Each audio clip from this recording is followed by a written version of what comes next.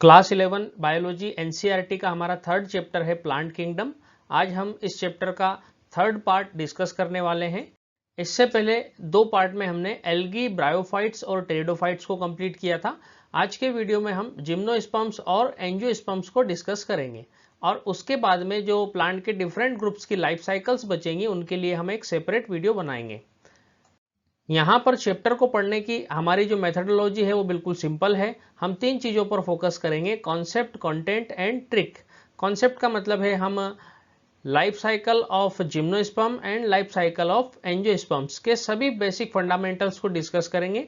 Content से हमारा मतलब है हम एनसीईआरटी की हर एक लाइन को डिस्कस करेंगे, कोई भी लाइन मिस करने वाले नहीं है। और ट्रिक्स का मतलब है कि अगर एग्जाम्पल्स आते हैं तो उनको हम सिंपल ट्रिक्स की हेल्प से याद करेंगे। तो स्टार्ट करते हैं जिम्नोस्पर्म्स। जिम्नोस्पर्म वर्ड दो वर्ड से मिलकर बना है, जिम्नोस एंड स्पर्मा। यहां पर जिम्नोस का मतलब होता है नेकेड और स्पर्मा का मतलब होता है सीड्स। तो जिम्नोस्पर्म्स का मतलब है ऐसे प्लांट्स जिनके अंदर सीड जो है वो नेकेड होता है, कवर्ड नहीं होता है। तो पहले हम थोड़ा सा सीड को डिस्कस कर लेते हैं। हमारे पास प्लांट के 5 मेजर ग्रुप्स हैं, algae, bryophytes, pteridophytes, gymnosperms and angiosperms. इनमें से एल्गी, ब्रायोफाइट और टेरिडोफाइट्स के अंदर सीड एब्सेंट होते हैं। सीड प्रेजेंट होता है जिम्नोस्पर्म्स और एंजियोस्पर्म्स के अंदर। स्टूडेंट्स, हमने टेरिडोफाइट्स के अंदर कुछ इवेंट्स जरूर पढ़े थे जिनको हमने कहा था प्रिकर्सर टू सीड हैबिट, लेकिन टेरिडोफाइट्स के अंदर ट्रू सीड प्रेजेंट नहीं होता है। सीड केवल और केवल जिम्नोस्पर्म्स और एंजियोस्पर्म्स के अंदर ही प्रेजेंट होता है। पहले हम एंजियोस्पर्म्स को थोड़ा सा डिस्कस कर लेते हैं। एंजियोस्पर्म्स के अंदर हम अगर बात करें तो फीमेल सेक्स ऑर्गन के अंदर जो फ्लास्क शेप्ड पोर्शन होता है, इस फ्लास्क शेप्ड पोर्शन को कहा जाता है ओवरी, और इस ओवरी के अंदर बनते हैं ओव्यूल।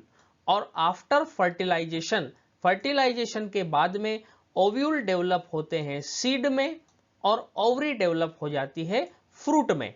इस तरह से हम कह सकते हैं एंजियोस्पर्म्स के अंदर जब सीड बनेंगे तो वो सीड कवर्ड होंगे फ्रूट से। लेकिन अगर जिम्नोस्पर्म्स की हम बात करें तो जिम्नोस्पर्म्स के अंदर ओव्यूल प्रेजेंट होते हैं, लेकिन ओव्यूल के चारों तरफ कोई प्रोटेक्टिंग कवरिंग यानी कि यहां पर कोई ओवरी प्रेजेंट नहीं होती है। तो आफ्टर फर्टिलाइजेशन ओव्यूल सीड में डेवलप हो जाएगा, लेकिन यहां पर ओवरी नहीं है, इसलिए यहां पर फ्रूट का फॉर्मेशन नहीं होगा। और इसलिए हम कहते हैं कि जिम्नोस्पर्म्स के अंदर सीड जो है वो फ्रूट से कवर्ड नहीं होते हैं, यानी कि यहां पर जो सीड होते हैं वो नेकेड होते हैं।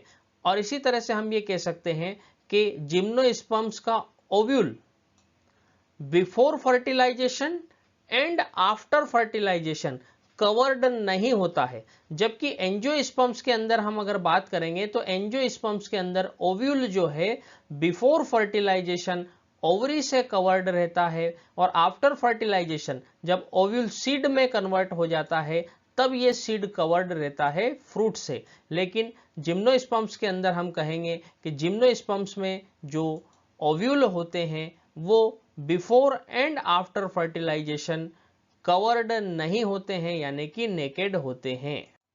तो एनसीईआरटी इसको लिखती है, gymnosperms are plant in which ovules are not enclosed by an ovary wall and remain exposed both before and after fertilization. यानी कि जिम्नोस्पर्म्स के अंदर जो ओव्यूल है वो ओवरी वॉल से प्रोटेक्टेड नहीं होता है और फर्टिलाइजेशन के पहले और बाद में अनकवर्ड रहता है। सेकंड पॉइंट में एनसीईआरटी में लिखा गया है, the seed that develop post fertilization are not covered, that is naked. तो एंजियोस्पर्म्स में पोस्ट फर्टिलाइजेशन, फर्टिलाइजेशन के बाद में जब सीड बनते हैं तो वो फ्रूट से कवर्ड रहते हैं, लेकिन जिम्नोस्पर्म्स में फर्टिलाइजेशन के बाद में जो सीड बनते हैं वो भी अनकवर्ड रहते हैं, यानी कि नेकेड होते हैं।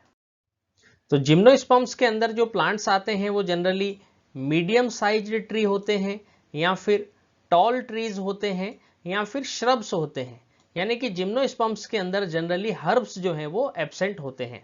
जिम्नोस्पर्म्स के अंदर एक एग्जाम्पल है जिसका नाम है सिकोया, या इसी को कहा जाता है जाइंट रेडवुड ट्री। और ये जो ट्री है ये टॉलेस्ट ट्री स्पीसीज है। तो यहाँ पर डायग्राम्स के अंदर जिम्नोस्पर्म्स के कुछ एग्जाम्पल शो किए हुए हैं, Pinus, sequoia, ginkgo and cycas. और इनमें से जो सिकोया है इसी को जायंट रेडवुड ट्री भी कहा जाता है और ये टॉलेस्ट ट्री स्पीसीज होता है। और इस तरह से हम देख सकते हैं जिम्नोस्पर्म्स के अंदर स्मॉल साइज ट्री हो सकते हैं, लार्ज साइज ट्री हो सकते हैं या फिर श्रब्स हो सकते हैं, लेकिन हर्ब्स जो हैं वो जनरली यहाँ पर एब्सेंट होते हैं।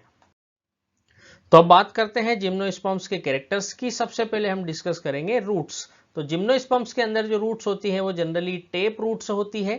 अब टेप रूट्स क्या होती है, एडवेंटिशियस रूट्स क्या होती है, ये हम आगे आने वाले चैप्टर्स में डिटेल में पढ़ने वाले हैं। अभी आपको सिर्फ इतना याद रख लेना है कि जिम्नोस्पर्म्स के अंदर जो रूट्स होती है वो जनरली टेप रूट्स होती है। स्टूडेंट्स, जिम्नोस्पर्म्स के अंदर हम जो भी कैरेक्टर्स अभी पढ़ने वाले हैं, रूट, स्टेम, लीफ, इन सभी को हमको पाइनस और साइकस दोनों के लिए याद रखना है। तो पहले हम रूट के अंदर बात करें तो पाइनस के अंदर जो रूट्स होती है उनका फंगस के साथ में सिम्बायोटिक एसोसिएशन होता है जिसको हम कहते हैं माइकोराइजा। तो माइकोराइजा एक तरह का सिम्बायोटिक एसोसिएशन है जो पाइनस की रूट्स और फंगस के बीच में होता है। यहाँ पर पाइनस प्लांट जो है ये फंगस को फूड और शेल्टर प्रोवाइड करता है। दूसरी तरफ जो फंगस होती है वो प्लांट के रूट्स को हेल्प करती है मिनरल्स और वाटर के एब्जॉर्प्शन में। तो पाइनस के अंदर रूट के अंदर स्पेशल मॉडिफिकेशन है जिसको हमने कहा माइकोराइजा। दूसरी तरफ अगर हम साइकस की बात करें तो साइकस के अंदर स्पेशल टाइप की स्मॉल रूट्स प्रेजेंट होती है जिनको कहा जाता है कोरेलोइड रूट्स। तो जो मेन रूट्स होती है वो तो है ही सही, उनके अलावा यहाँ पर कुछ स्पेशल स्मॉल रूट्स प्रेजेंट होती है जिनको कहा जाता है कोरेलोइड रूट्स। ये जो कोरेलोइड रूट्स होती है इनका एसोसिएशन होता है साइनोबैक्टीरिया के साथ में, और ये साइनोबैक्टीरिया जो है ये नाइट्रोजन फिक्सेशन का काम करते हैं। तो ये भी एक तरह का सिम्बायोटिक एसोसिएशन है जहां पर जो कोरेलोइड रूट्स हैं यानी कि साइकस की जो कोरेलोइड रूट्स हैं वो साइनोबैक्टीरिया को फूड और शेल्टर प्रोवाइड करती है, और दूसरी तरफ साइनोबैक्टीरिया नाइट्रोजन फिक्सेशन करके प्लांट को नाइट्रोजन प्रोवाइड करने का काम करता है। रूट के बाद में अब स्टेम की बात करते हैं। तो साइकस के अंदर जो स्टेम होता है वो अनब्रांच्ड होता है, जबकि पाइनस के अंदर जो स्टेम होता है वो ब्रांच्ड होता है।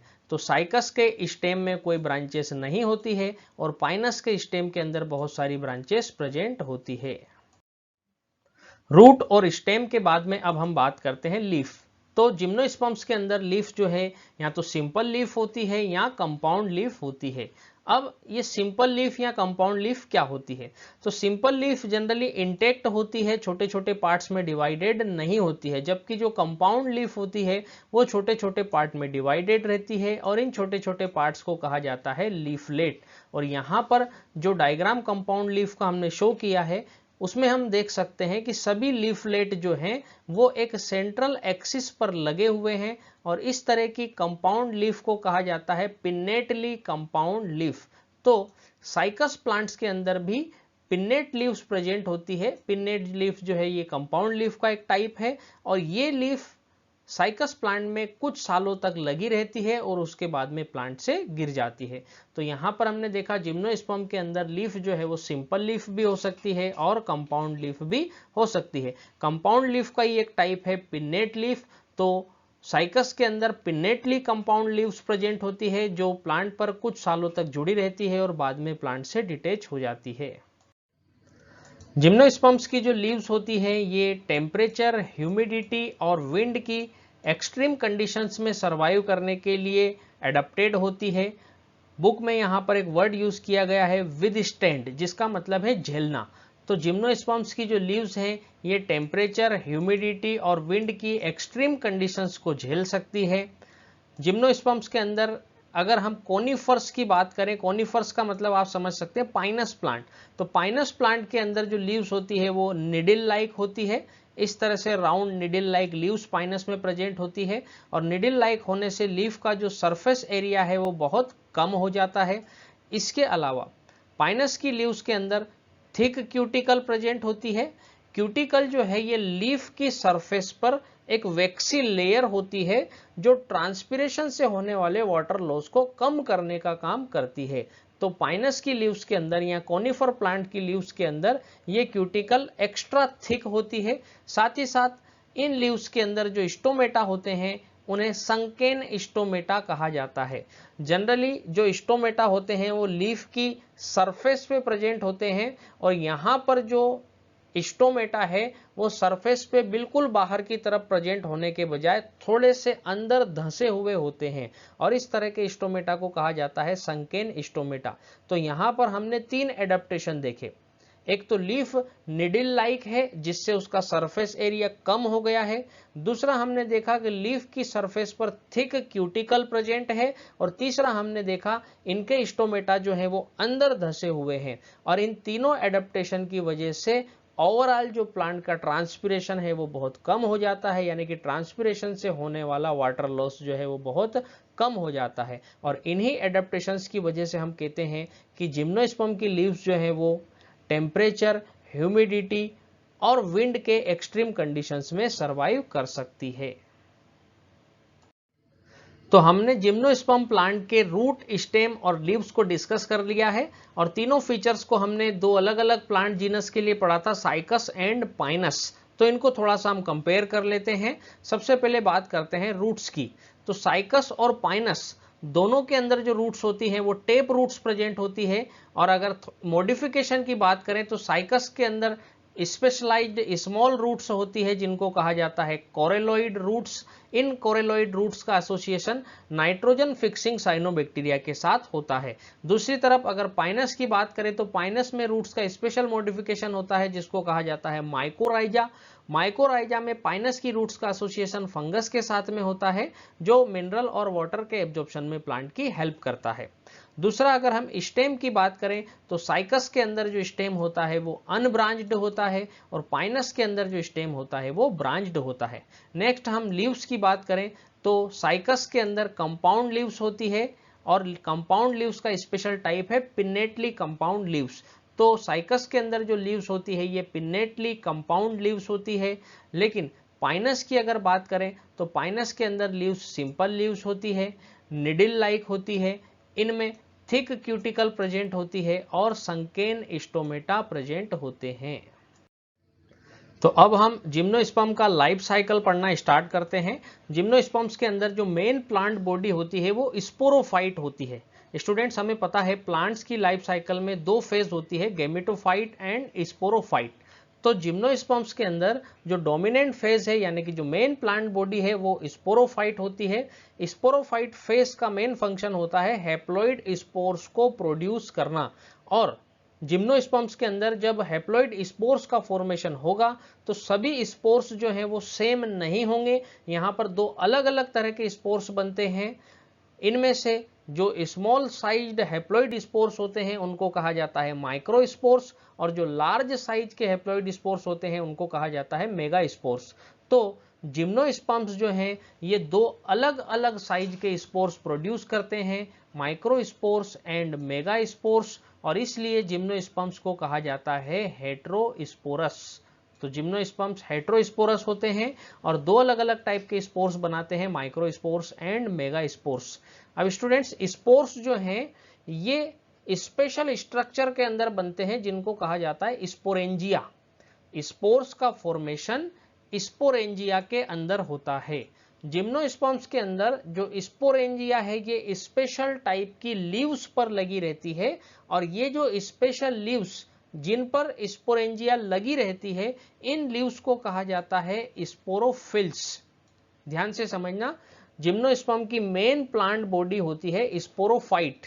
इस स्पोरोफाइट प्लांट के ऊपर स्पेशल टाइप की लीव्स होती है जिनको कहा जाता है स्पोरोफिल्स और स्पोरोफिल्स के अंदर स्पेशल स्ट्रक्चर होती है जिसको कहा जाता है स्पोरेंजिया और स्पोरेंजिया के अंदर स्पोर्स का प्रोडक्शन होता है। तो जिम्नोस्पर्म प्लांट में जो स्पोरोफिल्स होती है ये स्पोरोफिल्स एक एक्सिस के अलोंग स्पाइरली अरेंज्ड हो सकती है। अगर एक एक्सिस के अलोंग स्पोरोफिल्स का स्पाइरल अरेंजमेंट है और ये एक लूज एसोसिएशन है तो इस स्ट्रक्चर को कहा जाता है लेक्स।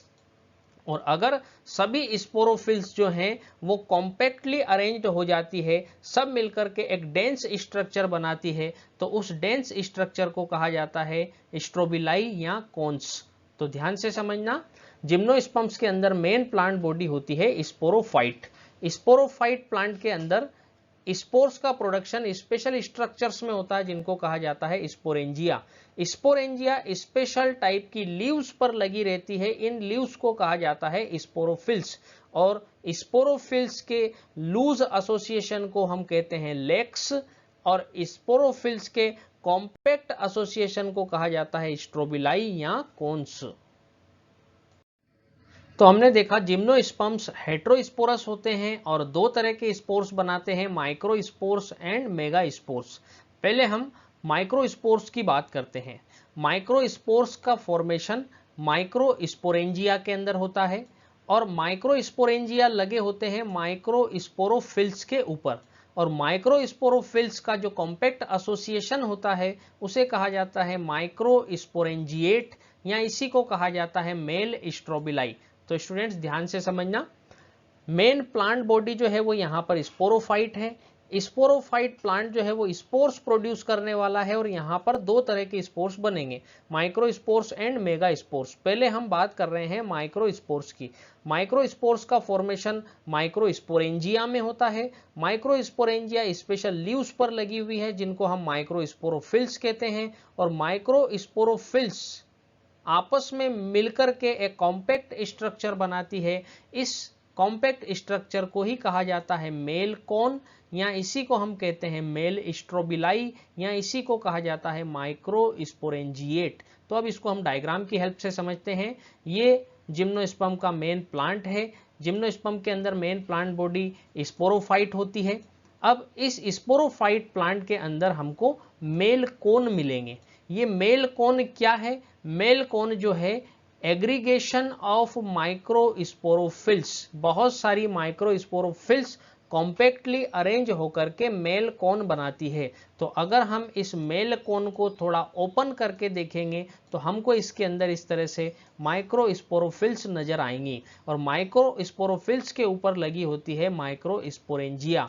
इनमें से अगर हम एक माइक्रोस्पोरेंजियम को अलग यहाँ पर बना लेते हैं, तो यहाँ पर ध्यान से समझना, मेन प्लांट बॉडी जो है वो स्पोरोफाइट, स्पोरोफाइट प्लांट के ऊपर हमने कहा मेल कोन, मेल कोन के अंदर होती है माइक्रोस्पोरोफिल्स, और माइक्रोस्पोरोफिल्स के ऊपर लगी हुई है माइक्रोस्पोरेंजियम, और इस माइक्रोस्पोरेंजियम के अंदर मियोसिस होता है, और माइक्रोस्पोरेंजियम के अंदर मियोसिस से बनते हैं माइक्रोस्पोर्स। तो जिम्नोस्पर्म के अंदर हमने देखा मेन प्लांट बॉडी होती है स्पोरोफाइट। इस स्पोरोफाइट प्लांट के ऊपर मेल कोन प्रेजेंट है। मेल कोन के अंदर होती है माइक्रोस्पोरोफिल्स, और माइक्रोस्पोरोफिल्स के ऊपर लगी होती है माइक्रोस्पोरेंजिया। यहाँ पर हमने एक माइक्रोस्पोरेंजियम को अलग से बनाया है। माइक्रोस्पोरेंजियम के अंदर मियोसिस होता है जिससे बनते हैं माइक्रोस्पोर्स। अब इन माइक्रोस्पोर्स का डेवलपमेंट होता है मेल गेमिटोफाइट के अंदर, और जिम्नोस्पर्म के अंदर जो मेल गेमिटोफाइट है वो हाईली रिड्यूस्ड होता है, केवल कुछ सेल्स से मिलकर बना होता है, और जिम्नोस्पर्म के इस हाईली रिड्यूस्ड मेल गेमिटोफाइट को ही कहा जाता है पोलन ग्रेन। स्टूडेंट, जबकि हमने ब्रायोफाइट्स और टेरिडोफाइट्स के अंदर देखा था कि जो गेमिटोफाइट जनरेशन होती है वो वेल डेवलप्ड होती है, ऑलमोस्ट एक प्लांट की तरह होती है और इंडिपेंडेंट होती है, जबकि जिम्नोस्पर्म के अंदर हम कह रहे हैं कि ये जो गेमेटोफाइटिक जनरेशन बनी है ये हाईली रिड्यूस्ड है, केवल कुछ सेल्स से मिलकर बनी हुई है, और जिम्नोस्पर्म के इस हाईली रिड्यूस्ड मेल गेमेटोफाइट को हम कहते हैं पोलन ग्रेन। इस पोलन ग्रेन का डेवलपमेंट जो है वो माइक्रोस्पोरेंजिया के अंदर हुआ है, और माइक्रोस्पोरेंजिया माइक्रोस्पोरोफिल पर लगी हुई है, माइक्रोस्पोरोफिल मेल कोन पर लगी हुई है, और मेल कोन जो है इस मेन प्लांट यानी कि स्पोरोफाइट पर लगा हुआ है। यानी कि हम यहाँ कह सकते हैं कि जो मेल गेमेटोफाइट बना है वो इंडिपेंडेंट नहीं है, बल्कि वो स्पोरोफाइट प्लांट पर डिपेंडेंट होता है, जबकि ब्रायोफाइट्स और टेरिडोफाइट्स के केस में हम देखते थे कि जो गेमेटोफाइट होते हैं वो मोस्टली इंडिपेंडेंट होते हैं। तो मेल कोन के बाद में अब हम बात करते हैं फीमेल कोन्स, या इन्हीं को कहा जाता है फीमेल स्ट्रोबिलाई, या इन्हीं को कहा जाता है मैक्रोस्पोरेंजिएट। तो इसको डायग्राम की हेल्प से हम समझेंगे। ये मेन प्लांट बॉडी है जिसको हम स्पोरोफाइट कहते हैं। इसके ऊपर फीमेल कोन प्रेजेंट है। फीमेल कोन में बहुत सारी मेगा स्पोरोफिल्स होती है। मेगा स्पोरोफिल्स पर लगी होती है मेगा स्पोरेंजिया। यहाँ पर हमने एक सिंगल मेगा स्पोरेंजियम को अलग से बनाया है। इस मेगा स्पोरेंजियम के चारों तरफ प्रोटेक्टिव कवरिंग प्रेजेंट होती है जिसको हम कहते हैं इंटेग्यूमेंट, और इंटेग्यूमेंटेड मेगा स्पोरेंजियम को ही कहा जाता है ओव्यूल। तो ओव्यूल का मतलब है ऐसी मेगा स्पोरेंजियम जिसके चारों तरफ इंटेग्यूमेंट प्रेजेंट होता है। स्टूडेंट्स, यहाँ आपको ओवरी और इंटेग्यूमेंट से कंफ्यूज नहीं होना है। हमने कहा था जिम्नोस्पर्म के अंदर ओव्यूल नेकेड होते हैं, यानी कि ओव्यूल के चारों तरफ ओवरी एब्सेंट होती है, लेकिन ओव्यूल के अंदर खुद की एक प्रोटेक्टिव कवरिंग प्रेजेंट होती है जिसको हम कहते हैं इंटेग्यूमेंट। तो जिम्नोस्पर्म के फीमेल कोन या फीमेल स्ट्रोबिलाई या इसी को कहा जाता है मैक्रोस्पोरेंजिएट, और इसके अंदर होती है मेगा स्पोरोफिल्स, और मेगा स्पोरोफिल्स पर लगी होती है मेगा स्पोरेंजिया। यहाँ जो मेगा स्पोरेंजिया है उसमें इंटेग्यूमेंट प्रेजेंट है, और इंटेग्यूमेंटेड मेगा स्पोरेंजियम को ही कहा जाता है ओव्यूल्स। अब यहाँ पर हम दो इंपॉर्टेंट टर्म्स को डिस्कस करेंगे, मोनोसियस एंड डायोसियस।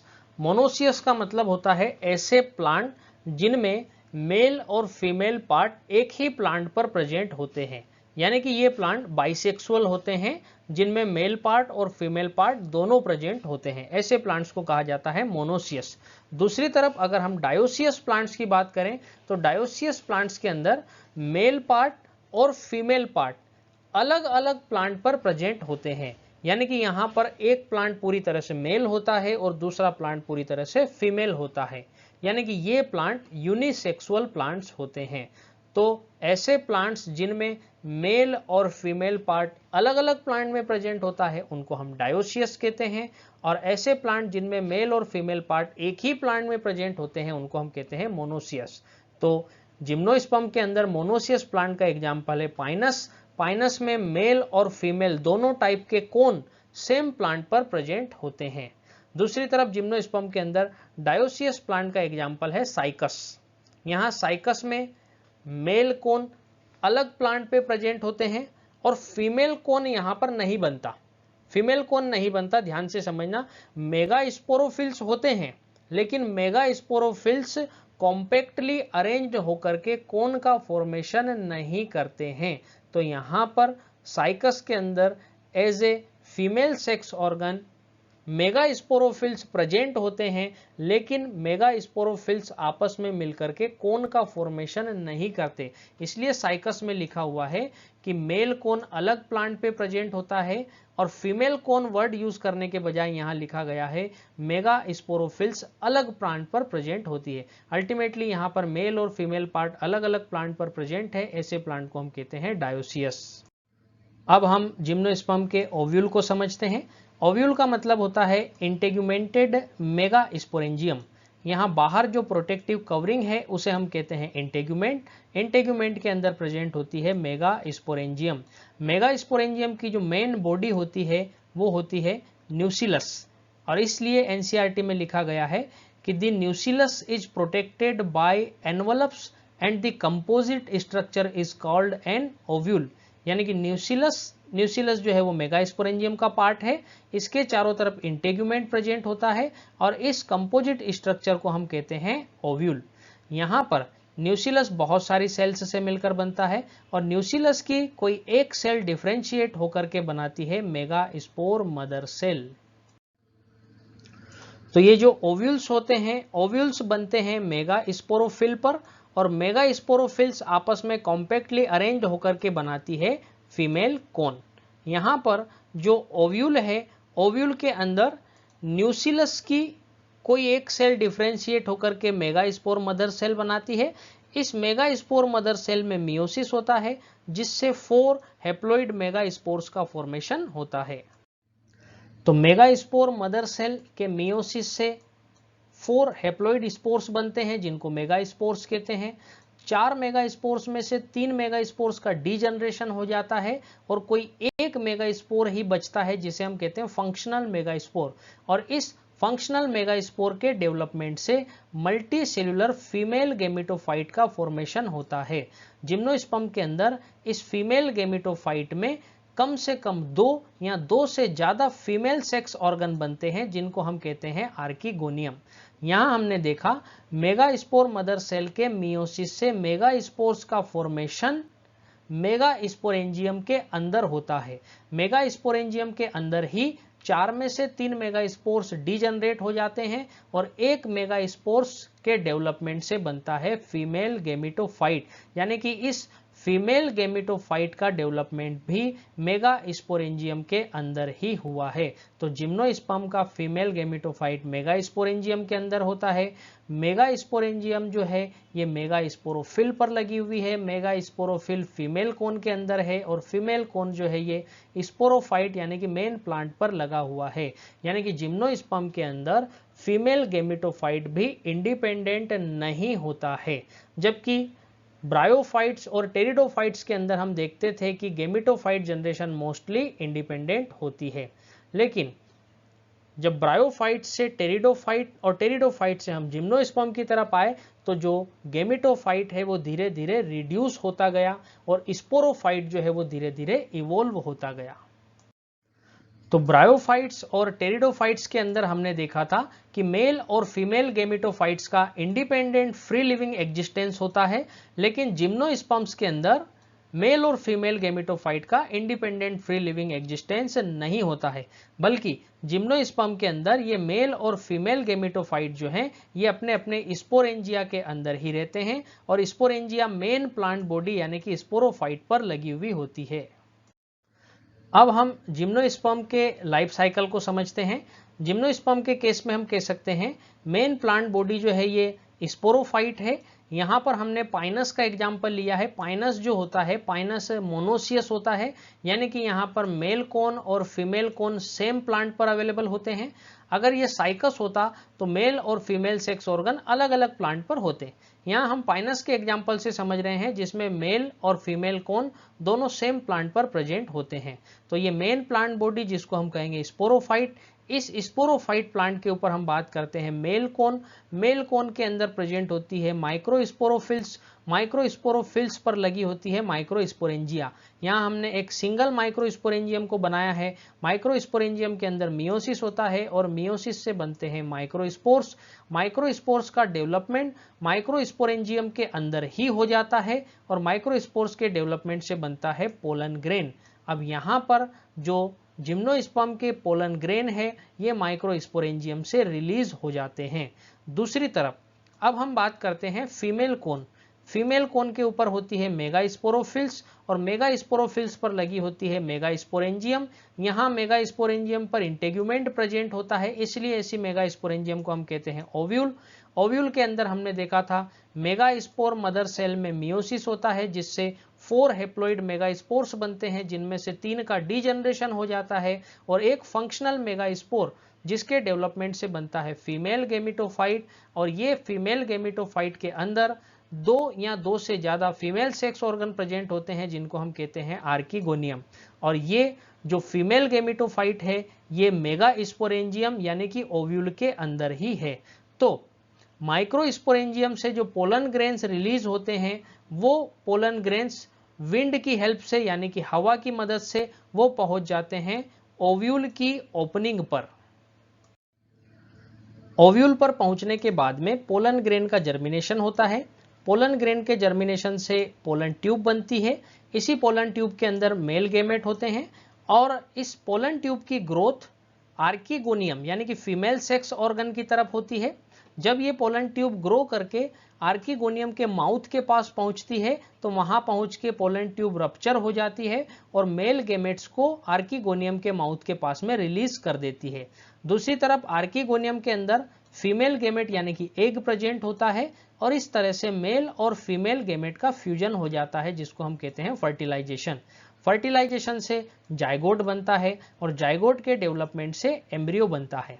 तो आर्कीगोनियम के अंदर जो फीमेल गेमेट था उसका फर्टिलाइजेशन हुआ, फर्टिलाइजेशन से जाइगोट बना, जाइगोट के डेवलपमेंट से एम्ब्रियो बना और तब जो ओव्यूल होता है वो ओव्यूल ग्रो करके सीड बनाता है, और ओव्यूल के अंदर जो हमने इंटेग्यूमेंट देखा था, ओव्यूल के इंटेग्यूमेंट से यहाँ पर बन जाता है सीड कोट।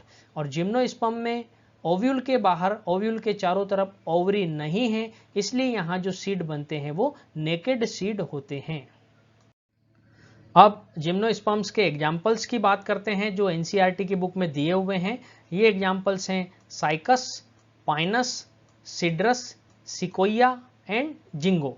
इन सभी एग्जाम्पल्स को हम एक सिंपल ट्रिक से याद रखेंगे। सीमा क्लास में पढ़ने कॉलेज गई, तो ये हमको ट्रिक याद रखना है। सीमा क्लास में पढ़ने कॉलेज गई, तो सीमा से हम याद रखेंगे सिकोया, क्लास से हम याद रखेंगे साइकस, पढ़ने से याद रखेंगे पाइनस, कॉलेज से याद रखेंगे सिड्रस, और गई से हम याद रखेंगे जिंगो।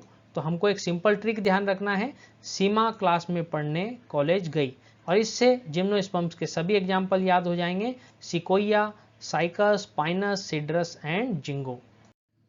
तो जिम्नोस्पर्म्स के बाद में अब हम बात करते हैं एंजियोस्पर्म्स। एंजियोस्पर्म्स को ही कहा जाता है फ्लावरिंग प्लांट्स, क्योंकि इनके अंदर फ्लावर प्रेजेंट होता है। और इसके पहले किसी भी प्लांट ग्रुप में, यानी कि एल्गी, ब्रायोफाइट्स, टेरिडोफाइट, जिम्नोस्पर्म्स, किसी में भी फ्लावर प्रेजेंट नहीं होता है। जिम्नोस्पर्म्स में हमने देखा था मेल और फीमेल कोन प्रेजेंट होते हैं, लेकिन फ्लावर प्रेजेंट नहीं होता है। तो फ्लावर सिर्फ और सिर्फ एंजियोस्पर्म्स में प्रेजेंट होता है, इसलिए एंजियोस्पर्म्स को हम कहते हैं फ्लावरिंग प्लांट्स। तो अब फ्लावर की स्ट्रक्चर को हम थोड़ा सा ब्रीफ में देख लेते हैं। फ्लावर में ये जो स्टॉक लाइक स्ट्रक्चर होती है, जो फ्लावर का डंठल होता है, उसको हम कहते हैं पेडिसेल। इसके ऊपर जो रिसेप्टेकल होता है उसको कहते हैं थैलेमस, और थैलेमस पे सभी फ्लोरल पार्ट्स लगे होते हैं। जो सबसे बाहर की तरफ ग्रीन कलर के पार्ट्स होते हैं उनको हम कहते हैं सेपल। सेपल के बाद में जो कलरफुल पार्ट्स होते हैं उनको कहते हैं पेटल्स, और इसके बाद में प्रेजेंट होते हैं मेल और फीमेल सेक्स ऑर्गन। फ्लावर के अंदर मेल सेक्स ऑर्गन को कहा जाता है स्टेमन, और फीमेल सेक्स ऑर्गन को कहा जाता है पिस्टिल। तो जो मेल सेक्स ऑर्गन है यानी कि स्टेमन है, स्टेमन की स्ट्रक्चर में दो पार्ट होते हैं, एंथर एंड फिलामेंट, और दूसरी तरफ फीमेल सेक्स ऑर्गन यानी कि पिस्टिल, पिस्टिल की स्ट्रक्चर में तीन पार्ट होते हैं, स्टिग्मा, स्टाइल एंड ओवरी, और ओवरी के अंदर प्रेजेंट होता है ओव्यूल। तो इसको हम अलग से बना लेते हैं। ये एंजियोस्पर्म, एंजियोस्पर्म के अंदर ओवरी, और ओवरी के अंदर प्रेजेंट होता है ओव्यूल। और फर्टिलाइजेशन के बाद में जब ओव्यूल सीड में कन्वर्ट होता है तो ओवरी जो है वो फ्रूट में कन्वर्ट हो जाती है, और इसलिए एंजियोस्पर्म्स के अंदर जो सीड होते हैं वो कवर्ड होते हैं फ्रूट से।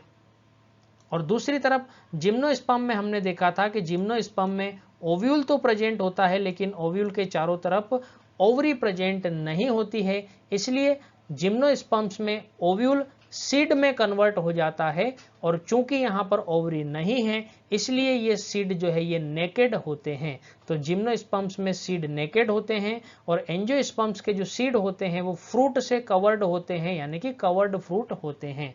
और यहाँ पर ये जो हमने फ्लावर पढ़ा है, इसी फ्लावर के अंदर मेल और फीमेल सेक्स ऑर्गन यानी कि स्टेमन और पिस्टिल प्रेजेंट होते हैं, जिनके अंदर पोलन ग्रेन और ओव्यूल्स का फॉर्मेशन होता है। यानी कि एंजियोस्पर्म्स के अंदर ओव्यूल और पोलन ग्रेन्स का फॉर्मेशन स्पेशल स्ट्रक्चर पे होता है, जिसको हम कहते हैं फ्लावर। तो एंजियोस्पर्म प्लांट का एक बहुत बड़ा ग्रुप है जो हमको वाइड रेंज ऑफ हैबिटेट्स में देखने को मिलते हैं। यानी कि एंजियोस्पर्म प्लांट्स हमको कई तरह के अलग अलग हैबिटेट्स में देखने को मिलते हैं। एक्वेटिक हैबिटेट में भी एंजियोस्पर्म प्लांट प्रेजेंट होते हैं, टेरिस्ट्रियल हैबिटेट में प्रेजेंट होते हैं, इवन डेजर्ट में भी एंजियोस्पर्म प्लांट मिलते हैं, और कई माउंटेन स्लोप पर भी एंजियोस्पर्म प्लांट्स हमको देखने को मिलते हैं। यानी कि प्रेजेंट टाइम में प्लांट्स के सभी ग्रुप्स में से एंजियोस्पर्म्स जो हैं वो डोमिनेटिंग ग्रुप हैं, और उनका डिस्ट्रीब्यूशन वर्ल्ड वाइड है। एंजियोस्पर्म प्लांट्स की अगर साइज की बात करें तो इसमें हमारे पास एक एग्जाम्पल है वोल्फिया, जो कि एक स्मॉलेस्ट एंजियोस्पर्म प्लांट है, स्मॉलेस्ट फ्लावरिंग प्लांट है। दूसरी तरफ ये एंजियोस्पर्म प्लांट कई मीटर लंबे भी हो सकते हैं। फॉर एग्जाम्पल यूकेलिप्टिस, जिनकी हाइट 100 मीटर्स तक हो सकती है। स्टूडेंट्स, अभी हमने इससे पहले जिम्नोस्पर्म में देखा था redwood tree, giant redwood tree, जिसको हमने सिकोया कहा था। वो यूकेलिप्टिस से भी बहुत बड़ा ट्री होता है, लेकिन यूकेलिप्टिस जो है ये लार्जेस्ट एंजियोस्पर्म्स है। तो अगर आपसे लार्जेस्ट ट्री पूछा जाए, एंजियोस्पर्म्स या जिम्नोस्पर्म्स नहीं दिया जाए, तो आपको बताना है सिकोया या जाइंट रेडवुड ट्री। और अगर आपसे लार्जेस्ट एंजियोस्पर्म पूछा जाए तो आपको बताना है यूकेलिप्टिस, क्योंकि जो लार्जेस्ट ट्री है सिकोया वो एक जिम्नोस्पर्म्स है। अब अगर एंजियोस्पर्म्स के इकोनॉमिक इंपोर्टेंस की बात करें तो प्लांट के सभी ग्रुप्स में से एंजियोस्पर्म्स का ही इकोनॉमिक इंपोर्टेंस सबसे ज्यादा है। ये हमको फूड और फोडर प्रोवाइड करते हैं, यानी कि जो भी हम गेहूं, चावल, मक्का या जो फ्रूट्स हम खाते हैं वो सभी चीजें हमको किससे मिलती है, एंजियोस्पर्म प्लांट से मिलती है। दूसरी तरफ केटल्स के लिए जो हम फोडर यूज करते हैं, जो चारा यूज करते हैं, वो भी मोस्टली हमको किससे मिलता है, एंजियोस्पर्म प्लांट से मिलता है। इसके अलावा एंजियोस्पर्म प्लांट्स हमको फ्यूल, लकड़ी और कोयला प्रोवाइड करते हैं। कई सारे एंजियोस्पर्म्स जो हैं इनमें मेडिसिनल प्रॉपर्टीज होती है, यानी कि ये मेडिसिन प्रोवाइड करते हैं। और इसके अलावा भी कई तरह के कमर्शियली इंपॉर्टेंट प्रोडक्ट्स जो हैं वो हमको एंजियोस्पर्म प्लांट से मिलते हैं। एंजियोस्पर्म प्लांट्स को दो मेन ग्रुप्स में डिवाइड किया गया है, मोनोकोटिलिडन्स एंड डाइकोटिलिडन्स। इनके कैरेक्टर्स क्या हैं, इनमें क्या डिफरेंस है, उसको हम आगे की स्लाइड्स में देखते हैं। पहले डाइकोटिलिडन्स की बात करते हैं। डाइकोटिलिडन्स प्लांट्स जो होते हैं इनके सीड में दो कोटिलिडन प्रेजेंट होते हैं। तो ये एक डाइकोटिलिडनस सीड का डायग्राम दिया हुआ है। इसमें आप देख सकते हैं इसका जो एम्ब्रियो होता है उसमें एक मेन एक्सिस होता है, जिसके अपर पार्ट को हम कह रहे हैं प्लूमूल और लोअर पार्ट को हम कह रहे हैं रेडिकल, और इसके चारों तरफ प्रेजेंट होते हैं कोटिलिडन। और इस एम्ब्रियो के चारों तरफ हम देख सकते हैं कि दो कोटिलिडन प्रेजेंट है। दो कोटिलिडन प्रेजेंट होते हैं, इसीलिए इनको कहा जाता है डाइकोटिलिडन्स। सीड के अलावा इनकी लीव्स की अगर हम बात करें तो डाइकोटिलिडन्स प्लांट्स की लीव्स के अंदर हमको देखने को मिलता है रेटिकुलेट वेनेशन, यानी कि लीफ के अंदर जो वेन्स होती हैं उनका अरेंजमेंट इस तरह से होता है कि वो एक जाल की तरह नजर आता है, रेटिकुलम की तरह नजर आता है, इसलिए इसको कहते हैं रेटिकुलेट वेनेशन।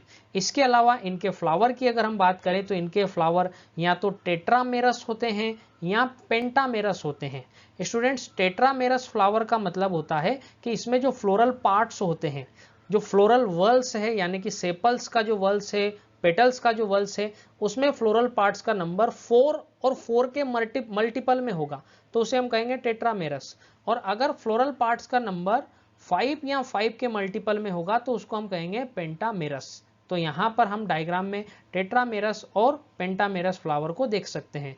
टेट्रामेरस फ्लावर के अंदर सेपल्स और पेटल्स जो होते हैं इनके नंबर 4 होते हैं या 4 के मल्टीपल में होते हैं। पेंटामेरस फ्लावर के अंदर सेपल्स पेटल्स जो होते हैं इनके नंबर 5 होते हैं या 5 के मल्टीपल में होते हैं। दूसरी तरफ अगर हम मोनोकोटिलिडन्स की बात करें तो इनके सीड के अंदर एक सिंगल कोटिलिडन प्रेजेंट होता है, एक कोटिलिडन प्रेजेंट होता है, इसलिए इनको मोनोकोटिलिडनस सीड कहा जाता है। लीव्स की अगर हम बात करें तो इनकी लीव्स में पैरेलल वेनेशन होता है, यानी कि इनकी वेन्स जो हैं वो उलझ करके रेटिकुलम या जाल नहीं बनाती है, बल्कि एक दूसरे के पैरेलल फॉर्म में अरेंज्ड होती है। तो यहाँ पर सीड मोनोकोटिलिडनस होता है, लीव्स के अंदर पैरेलल वेनेशन प्रेजेंट होता है, और इनके फ्लावर जो होते हैं वो ट्राइमेरस फ्लावर होते हैं। ट्राइमेरस फ्लावर का मतलब है कि इनके फ्लोरल वर्ल्स में जो फ्लोरल पार्ट्स होते हैं, यानी कि सेपल्स और पेटल्स होते हैं, उनका नंबर या तो 3 होता है या 3 के मल्टीपल में होता है। अब हम एंजियोस्पर्म के रिप्रोडक्शन की बात करते हैं। एंजियोस्पर्म्स के अंदर रिप्रोडक्टिव स्ट्रक्चर फ्लावर होती है, और फ्लावर के अंदर जो मेल सेक्स ऑर्गन होता है उसे हम कहते हैं स्टेमन। और स्टेमन के अंदर दो पार्ट होते हैं, एक होता है फिलामेंट, और फिलामेंट की टिप पर लगा होता है एंथर। एंथर के अंदर प्रेजेंट होती है माइक्रोस्पोरेंजियम। माइक्रोस्पोरेंजियम के अंदर होती है पोलन मदर सेल, या उसको हम कहते हैं पीएमसी। तो माइक्रोस्पोरेंजियम और माइक्रोस्पोरेंजियम के अंदर होती है पोलन मदर सेल, और इस पोलन मदर सेल के अंदर मियोसिस होता है। पोलन मदर सेल के मियोसिस से बनते हैं माइक्रोस्पोर्स, और माइक्रोस्पोर्स के जर्मिनेशन से माइक्रोस्पोर्स ग्रो कर करके बनाते हैं पोलन ग्रेन। तो फ्लावर के अंदर फीमेल सेक्स ऑर्गन प्रेजेंट होता है जिसे हम कहते हैं पिस्टिल। पिस्टिल की स्ट्रक्चर में 3 मेन पार्ट होते हैं, stigma, style and ovary. Ovary के अंदर प्रेजेंट होते हैं ओव्यूल्स। ओव्यूल का मतलब होता है इंटेगुमेंटेड मेगा स्पोरेंजियम, यानी कि ऐसी मेगास्पोरेंजियम जिसके चारों तरफ इंटेगुमेंट प्रेजेंट होता है, ऐसी मेगास्पोरेंजियम को ही कहा जाता है ओव्यूल। तो यहाँ हमने ओव्यूल में से इंटेगुमेंट को हटा करके मेगास्पोरेंजियम को बनाया। मेगास्पोरेंजियम के अंदर होती है मेगास्पोर मदर सेल। तो मेगास्पोर मदर सेल में होता है मियोसिस। मेगास्पोर मदर सेल के मियोसिस से बनते हैं 4 हैप्लॉइड मेगास्पोर्स। तो हमने देखा मेगास्पोर मदर सेल के मियोसिस से 4 हैप्लॉइड मेगास्पोर्स बनते हैं। इनमें से 3 मेगास्पोर्स का डीजनरेशन हो जाता है और एक सिंगल हैप्लॉइड मेगास्पोर वो ग्रोथ करके बनाता है एंजियोस्पर्म का फीमेल गेमेटोफाइट, जिसको कहा जाता है एम्ब्रियोसेक। तो ध्यान से समझना, 4 मेगास्पोर्स बनते हैं जिनमें से 3 का डीजनरेशन हो जाता है और एक फंक्शनल मेगास्पोर होता है जो ग्रो करके माइटोसिस करके बनाता है फीमेल गेमेटोफाइट, जिसको कहते हैं एम्ब्रियोसेक। अब बात करते हैं एम्ब्रियोसेक के अंदर क्या क्या होता है। तो एम्ब्रियोसेक के अंदर ये 3 सेल एक एंड पे प्रेजेंट होती है। इनमें से जो सेंट्रल सेल है उसको हम कहते हैं एग सेल। एग सेल के साथ में जो 2 सेल्स होती है उनको कहते हैं सिनर्जिड्स। एग सेल और सिनर्जिड्स ये तीनों सेल्स मिलकर के बनाती है एग एपरेटस, और इसके अपोजिट पोल पे दूसरी तरफ 3 छोटी छोटी सेल्स होती हैं जिनको कहा जाता है एंटीपोडल सेल्स। तो एक एंड पे 3 सेल मिलकर के बनाती है एग एपरेटस। एग एपरेटस में होती है एक एग सेल और 2 सिनर्जिड्स। दूसरे पोल पे 3 सेल्स होती है जिनको कहा जाता है एंटीपोडल सेल्स, और इसके अलावा यहाँ पर सेंटर में 2 न्यूक्लियाई प्रेजेंट होते हैं। ये न्यूक्लियाई हैप्लॉइड मेगास्पोर के डिवीजन से बनने वाले हैं, यानी कि ये भी हैप्लॉइड होते हैं। तो 2 हैप्लॉइड पोलर न्यूक्लियाई प्रेजेंट होते हैं जो आगे जाकर के आपस में फ्यूज हो जाएंगे, और 2 हैप्लॉइड पोलर न्यूक्लियाई आपस में फ्यूज होंगे। तो 2 हैप्लॉइड पोलर न्यूक्लियाई के फ्यूज होने से एक डिप्लॉइड सेकेंडरी न्यूक्लियस बनेगा। तो एंजियोस्पर्म में फीमेल सेक्स ऑर्गन को हम कहते हैं पिस्टिल। पिस्टिल के 3 पार्ट होते हैं, स्टिग्मा, स्टाइल एंड ओवरी, और ओवरी के अंदर प्रेजेंट होता है ओव्यूल। दूसरी तरफ अगर हम बात करें मेल सेक्स ऑर्गन यानी कि स्टेमन, तो स्टेमन के एंथर के अंदर हमने देखा था माइक्रोस्पोरेंजियम होती है। माइक्रोस्पोरेंजियम के अंदर पोलन मदर सेल के मियोसिस से बनते हैं माइक्रोस्पोर्स, और माइक्रोस्पोर्स ग्रो करके बनाते हैं पोलन ग्रेन। तो पोलन ग्रेन्स जो हैं ये एंथर के रप्चर होने से, एंथर के फटने से रिलीज हो जाते हैं, और एंथर से रिलीज होने के बाद में पोलन ग्रेन जो हैं वो पिस्टिल के स्टिग्मा पर जाकर के लैंड होते हैं।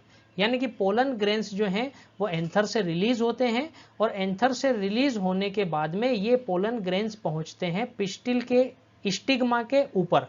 पोलन ग्रेन्स को एंथर से लेकर के स्टिग्मा तक ले जाने के लिए कई सारी चीजें काम करती है, जैसे ये एयर के थ्रू भी पहुंच सकते हैं, विंड के थ्रू भी पहुंच सकते हैं, या कोई इंसेक्ट भी पोलन ग्रेन्स को स्टिग्मा पर ले जा सकता है।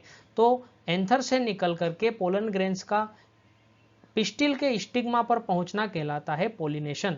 पोलिनेशन के बाद में स्टिग्मा के ऊपर पोलन ग्रेन का जर्मिनेशन होता है। पोलन ग्रेन के जर्मिनेशन से पोलन ट्यूब बनती है। पोलन ट्यूब जो है वो स्टाइल के टिश्यू के थ्रू ग्रोथ करती रहती है, और पोलन ट्यूब जो है वो ग्रो करके ओव्यूल की तरफ बढ़ती है।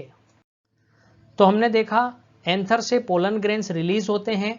ये पोलन ग्रेन पिस्टिल के स्टिग्मा पर लैंड होते हैं। इस प्रोसेस को हम पोलिनेशन कहते हैं। पोलिनेशन के बाद में पोलन ग्रेन का जर्मिनेशन होता है। पोलन ग्रेन के जर्मिनेशन से पोलन ट्यूब बनती है, और इस पोलन ट्यूब के अंदर प्रेजेंट होते हैं मेल गेमेट्स। स्टूडेंट्स यहाँ ध्यान से समझना, पोलन ग्रेन को मेल गेमेट नहीं कहते, बल्कि पोलन ग्रेन के अंदर मेल गेमेट होते हैं। और ये जो पूरी स्टेज है जिसमें आप पोलन ग्रेन के जर्मिनेशन से पोलन ट्यूब बन गई और पोलन ट्यूब के अंदर मेल गेमेट्स प्रेजेंट है, इस पूरी स्टेज को ही कहा जाता है मेल गेमिटोफाइट। पोलन ग्रेन को हम कह सकते हैं इमैच्योर मेल गेमिटोफाइट, लेकिन जर्मिनेशन के बाद में जब पोलन ट्यूब और पोलन ट्यूब के अंदर 2 मेल गेमेट्स बन जाते हैं, तब हम इसको कहते हैं mature male gametophyte of angiosperms. तो ये जो पोलन ट्यूब है, पोलन ट्यूब की ग्रोथ जो है वो ओव्यूल की तरफ होती है, और ओव्यूल के अंदर प्रेजेंट होता है एम्ब्रियोसेक। तो जब पोलन ट्यूब ग्रोथ करके एम्ब्रियोसेक के अंदर एंटर कर जाती है, तो पोलन ट्यूब रप्चर हो जाती है, और पोलन ट्यूब अपने मेल गेमेट्स को एम्ब्रियोसेक के अंदर रिलीज कर देती है। अब एम्ब्रियोसेक के अंदर अगर हम बात करें, तो एम्ब्रियोसेक के अंदर एग एपरेटस होता है, जिसमें जो सेंटर वाली सेल है उसको हम एग सेल कहते हैं। तो हमने देखा कि पोलन ट्यूब ने 2 मेल गैमेट्स को एम्ब्रियो सेक के अंदर रिलीज किया। 2 में से एक मेल गैमेट जो है वो एग सेल के साथ में फ्यूज हो जाता है, इसे कहा जाता है सिनगेमी। एक मेल गैमेट एग सेल के साथ में फ्यूज होता है, इसे कहते हैं सिनगेमी, इससे बनता है जाइगोट। और जो दूसरा मेल गैमेट है उसका फ्यूजन होगा डिप्लॉइड सेकेंडरी न्यूक्लियस के साथ। आपने देखा था कि एम्ब्रियो सेक के अंदर जो 2 पोलर न्यूक्लियाई होते हैं, ये 2 पोलर न्यूक्लियाई आपस में फ्यूज हो जाते हैं और आपस में फ्यूज होकर के बनाते हैं डिप्लॉइड सेकेंडरी न्यूक्लियस। तो ध्यान से समझना, पोलन ट्यूब ने एम्ब्रियो सेक के अंदर 2 मेल गैमेट्स को रिलीज किया।